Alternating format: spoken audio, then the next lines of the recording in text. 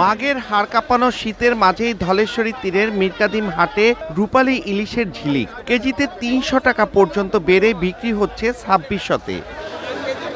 নদীবেষ্টিত জেলা মুন্সিগঞ্জে প্রতি বছর ৩১,০০০ মেট্রিক টন মাছ উৎপাদন হয়। এর মধ্যে ইলিশের পরিমাণ প্রায় ১,০০০ মেট্রিক টন।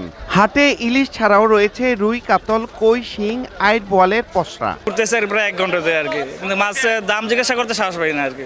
এত দামের ইলিশ মাছ আগে মতন গরিব বেশি খাওয়ার সম্ভব নেই। ১ কেজি ইলিশের দাম ৩৫০০ টাকা। এত দাম ইলিশ মাছ আমাদের গরিবের পক্ষে সম্ভব না। এটা সিন্ডিকেট হইতেছে। এটা চাষের মাছ, ময়মনসিংহ থেকে আসে, ঠিক আছে। এটা তো দেশি মাছ পাওয়া যায় না, দেশি মাছ অনেক দাম, এটি এখন চলছে।